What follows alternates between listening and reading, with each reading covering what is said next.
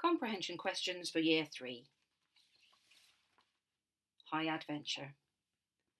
I've read the text, but I'm going to keep looking back at it as I answer the questions. Number 1. Why did Edmund want to go on the ski trip?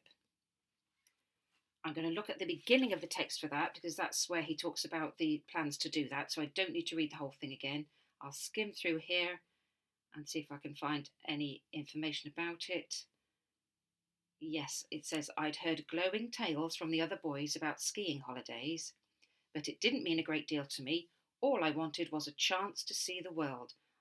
That's got the word wanted in it, so that's looking promising. He wanted a chance to see the world, so that would be my answer then. Edmund went on the trip because he wanted to see the world.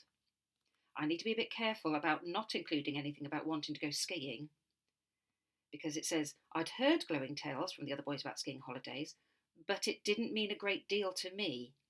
So that's not one of the reasons why he wanted to go on the ski trip. It wasn't to do the skiing, it was to see the world. Number 2. How do you think Edmund felt when he reached the National Park station? Explain your answer. And that explain your answer bit is a really important part of answering this properly. Okay, I'll look for the bit where it talks about getting to the National Park station, and having read this, I know it's going to be somewhere in the middle, so I'll go straight for that. I saw my first snow at midnight when we stepped off our train at the National Park station. Right, looks like I'm definitely in the right area here because I can see the word National Park station. Okay, how does he feel? There wasn't much of it, but it was a tremendous thrill. That's probably what I need then. So it sounds like he was really excited because he says it was a tremendous thrill. So Edmund felt excited when he got to the station. I know this because he says it was a tremendous thrill. Number 3. What phrase does Edmund use to describe the snowballs? Right. That's going to be a straightforward bit of retrieval then, isn't it? It's not asking me to interpret anything or give an opinion about something, just to find the bit where he says something to describe the snowballs. Again, I don't need to read the whole text because I've read it before and I know that the beginning bit is only about deciding to go on the holiday. The middle bit is about where he starts the holiday. And yes, I can see the word snowballs in the text here. And straight after it, the description. As hard as iron. So all I need to put there is he described the snowballs as being as hard as iron. Straightforward, fetching information from the text. Number 4. Why do you think Edmund describes the mountain as a fairyland? That's a why question. That's not going to be straightforward retrieval. So I'll look at the bit where he describes the scene that he sees. Yes, here we go. That's the bit that says fairyland. Now, why might he describe it as a fairyland? I'll read on. Glistening snow, stunted pines and frozen trees. So perhaps that could be because it sounds like something from a story that you might read about a landscape in a fairy tale. The glistening snow sounds like something I know from a Narnia story maybe. Frozen streams makes it sound like it's really cold, somewhere a bit new and exciting and different. So I'm going to say Edmund describes the mountain as a fairyland because it sounds like something from an exciting adventure story with glistening snow and stunted pines and frozen streams. It's something he's never seen before, so it will be strange to him, like something from a story.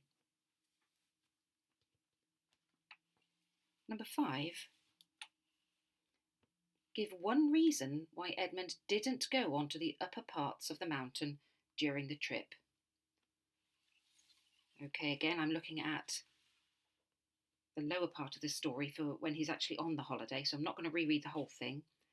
I might look for upper parts as I'm skim reading around here, and that will give me a pointer as to where to stop. Upper parts. So if I read around here, I might well find what I'm looking for. Okay, one reason why he didn't go on the upper parts. I'll read that sentence. We had been told the upper parts of the mountain were dangerous. I could probably stop there then. Clearly, he didn't go on the upper parts because he'd been told they were dangerous.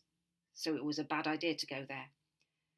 Now, I only need to give one reason, but I'll read on a little bit just out of interest and see if there's a better reason or a more important reason.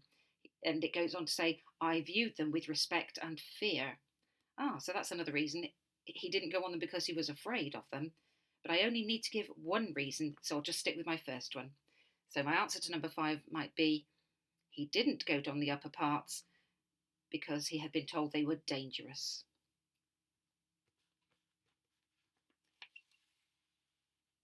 Number 6. As an adult, Edmund Hillary became a mountaineer and explorer. Do you think this ski trip influenced his choice of career? Explain your answer.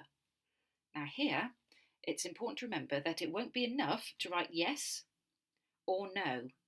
Either of those might be a correct part of an answer, but you won't get any marks unless you can explain why you decided to say yes or why you decided to say no.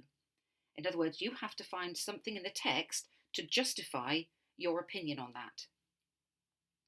If you said no, that's fine, write the word no, but then you've got to look back in the text and find a reason why you think it didn't influence him. So I'm going to go toward the end here when he's been on the holiday now and look around here. Well, it says, we skied and played on the lower slopes, and I don't think I ever looked toward the summit. Using the glossary, by the way, I know the summit means the top of the mountain. And also he says, we've been told they were dangerous. I never dared venture on them. So I might say, no, his trip didn't influence his choice because he didn't actually even look at the top of the mountain. He certainly didn't try to climb up it. So that would be a justification for saying no, he wasn't influenced. He didn't actually go up on the mountain. He doesn't talk about being interested in going up there.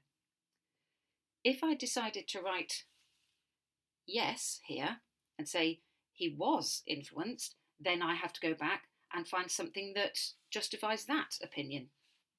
What can I find here that suggests he was interested in being a mountaineer because of the trip? Well, I could point to the fact that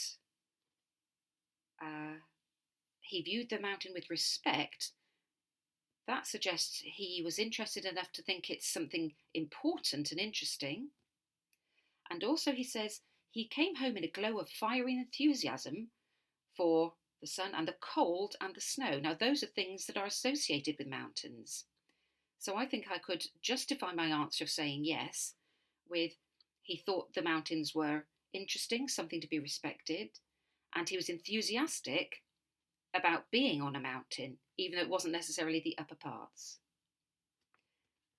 And that would be my answers done.